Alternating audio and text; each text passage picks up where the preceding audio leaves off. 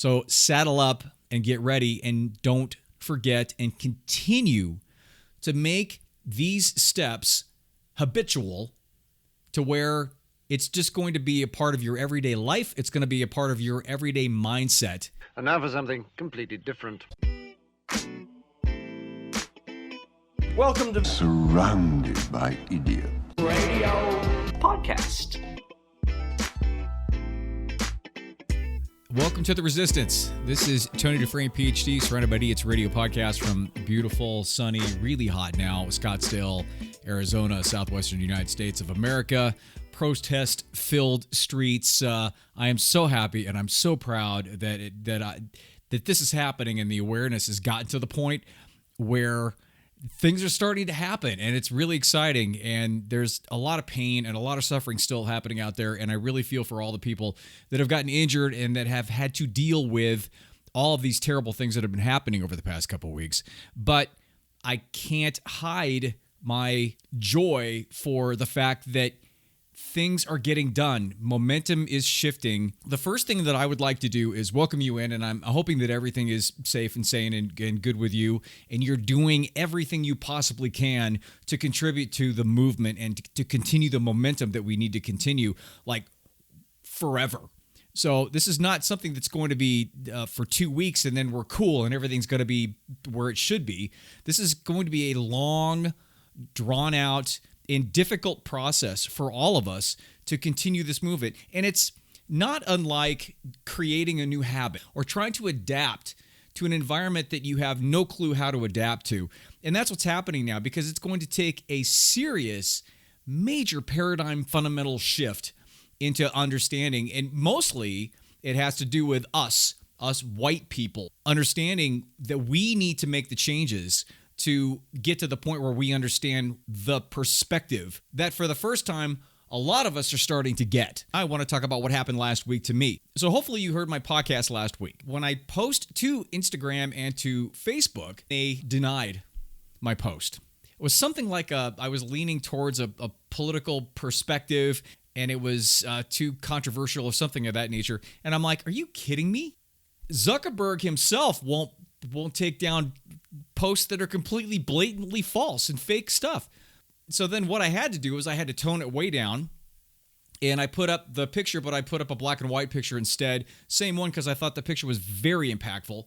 And when I did that, it was okay. And I took out all of the rhetoric that I had in the first one. So what I'd like to do is I'd like to read you the first one and let you decide where this lands. What I said was, well, it looks like we finally created enough painful leverage to expose the soft, white underbelly of social injustice that has plagued our country for generations. The reckoning is here, and like an ocean tide, it's coming in whether you like it or not. The issues surrounding the Black Lives Matter movement and civil rights in general have been around us for our entire lives. But the amount of leverage needed for wide systemic change never presented itself until now, because of the technological and internet revolution. Now, any revolution in American history, the agricultural, the industrial, throughout the history, it creates a lot of chaos, and it ultimately results in positive change. With all of us now being connected, the tide of a global economy, of globalization, is upon us. However, because this is such a massive change, there are a lot of people who are fighting it with everything they have, including fear, hate, and racism. In the show, I talk about my own current awakening to social injustice and the need for systemic changes. I talk about the fear-based reason Trump got elected and why it makes perfect sense given the internet revolution. I talk about how the current president and his supporters' resistance to the tide of change led to the leverage we now have to create significant, lasting change in the system. I talk about how the revolution is like bringing a black light into a hotel room. I talk about the powerful comments by General Mattis and how they support the protest and revolution for lasting change. I talk about the real reason for the president's church Bible photo op and why I believe we are now at the Gladwellian tipping point. Lastly, I refer to the incredible speech by Killer Mike and provide an easy call to action that will immediately empower you to make a positive and lasting change. That was my post. Apparently, that post is too controversial for Facebook and Instagram to post. So I dumbed it down, and what I did was I put the link out there, and it linked back to the original. So I'm hoping, and it seems like the message got out. It's my most popular post I've ever put out. I had amazing comments back to me, and a lot of them were older white people like me saying, I appreciate the post, or we have to do something more, or we can't not do something anymore. And then I had some bad ones just from binary thinkers who wanted to lash back because they don't get it. Then I had a couple angry ones, and I wanted to bring these up because I think they're important. One of them was an FTP post, and if you know what that means, that's F the police. And another one was kind of the same tone, and it was about all cops being bad, because the picture that I posted was of a black protester and a black police officer, and they were fist bumping across the police officer's bicycle as a barricade. And it just showed both of them kneeling and connecting. And I thought that was really important on a number of levels, and I think you can probably follow the reasons why. It's so powerful to me. It was one of the most powerful photos I have seen of the protest up to this point. And the two comments that I got in regards to FTP and all cops are bad, I wanted to make sure that they understood is that if you lump everybody in the same group, it's binary thinking, and it's also zero-sum or absolutist thinking.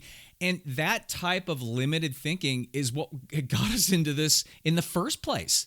It's what has created the systemic problems that we're dealing with, and has created the racism that the country has been dealing with for 400 years. The thing we have to get away from is the binary thinking and the all or nothing thinking, and welcome the fact that some cops want to kneel. So we can't vilify one party or the other, just like you can't vilify all the Republicans, because I'm one. And there are a lot of us out there. If you go to the Lincoln Project or Republicans voting against Trump, I've contributed to both of those causes, and I continue to contribute to both of those causes. All that going forward, a lot of people say, what's happening or how is this making an impact? I'm going to run down just a few things in terms of what has happened since all of this started. Minneapolis bans chokeholds, and they're thinking about disbanding the police force. That doesn't mean getting rid of the police force. That means just creating a different type of force, similar to what Camden, New Jersey did, which was more of a community-based policing. Dallas adopts a duty to intervene. New Jersey's Attorney General said the state will update its use of force guidelines. I know that I just heard here in Phoenix that they're banning chokeholds. In Maryland, a bipartisan work group of state lawmakers announced police reform.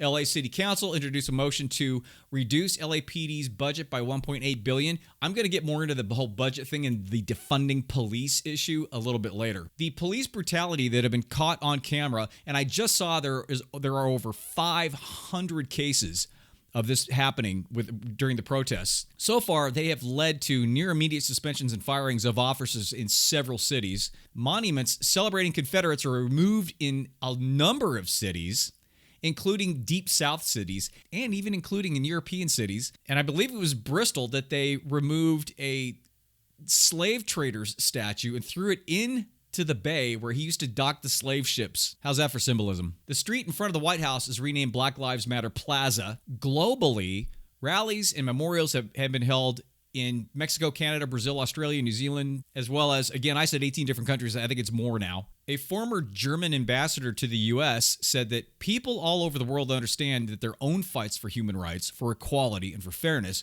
will become so much more difficult to win if we are going to lose America as a place where I have a dream is real and a universal political program, which is what I was talking about last week. In France, protesters marched holding signs that said, "I can't breathe," to signify both the words of Floyd and the last words of Adam Traore, a 24-year-old black man who was subdued by police officers and gasped the sentence before he died outside of Paris in 2016. In Amsterdam, 10,000 people protested. A mural dedicated to Floyd was also spray painted on part of the Berlin Wall. In Ireland, protesters held a peaceful demonstration outside of Belfast. Italy, protesters gathered and marched with signs that said, "Stop killing black people, say his name, and we will not be silent." In Spain, people gathered to march and hold up signs throughout Barcelona, Madrid, and Athens, Greece. In Brussels, Belgium. In Denmark. In Canada. In New Zealand. Memorials have been built for Floyd In Mexico City, portraits of him were hung outside the U.S. Embassy with roses, candles, and signs. In Poland, candles and flowers were laid out next to photos of Floyd outside of the U.S. consulate.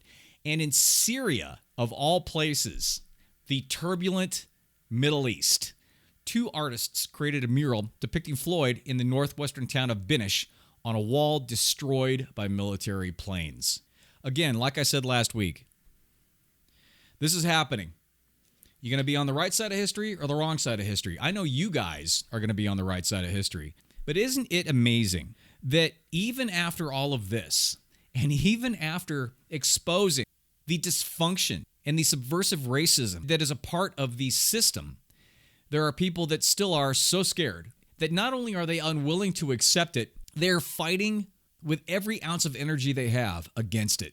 Tucker Carlson was just on his show on that channel, and he was bagging on Elmo. The dude went after Elmo because Elmo's talking about being a decent human being. I have to mention this because it's just insane what the president tweeted in regards to that the elderly gentleman in Buffalo and the fact that he was some secret Antifa agent.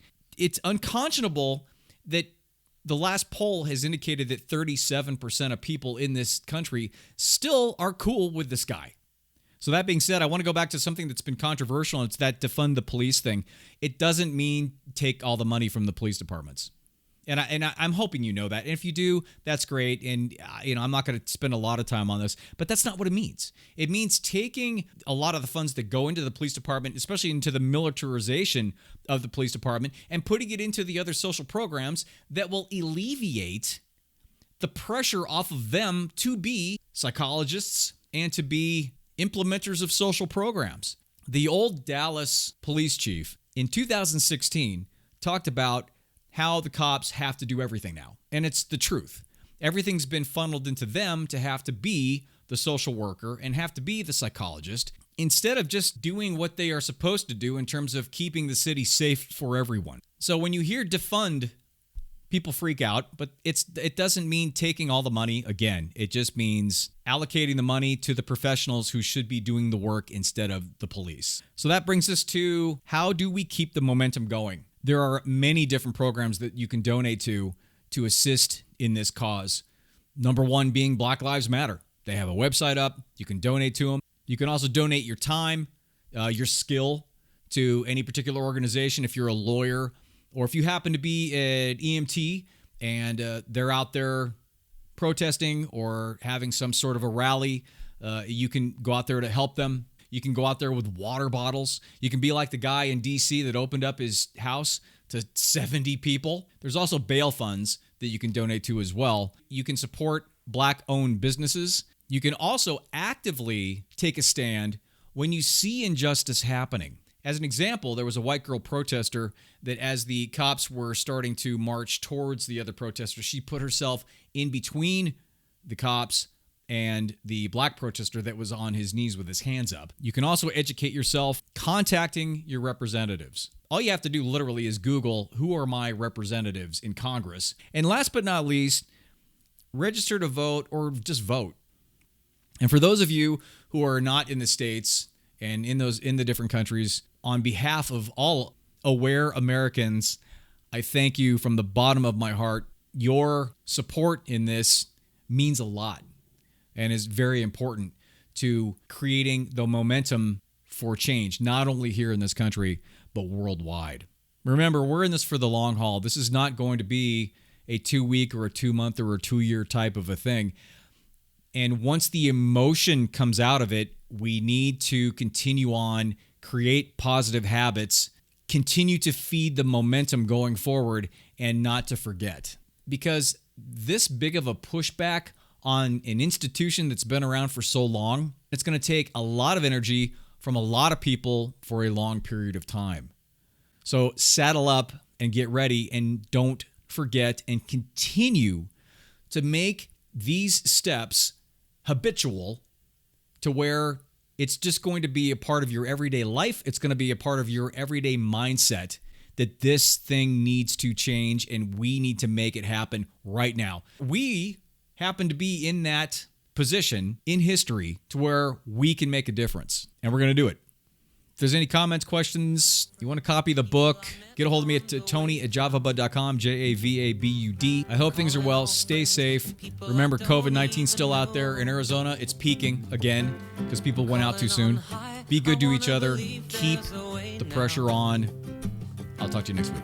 I'm too tired to pretend I don't want to be alone. I'm calling all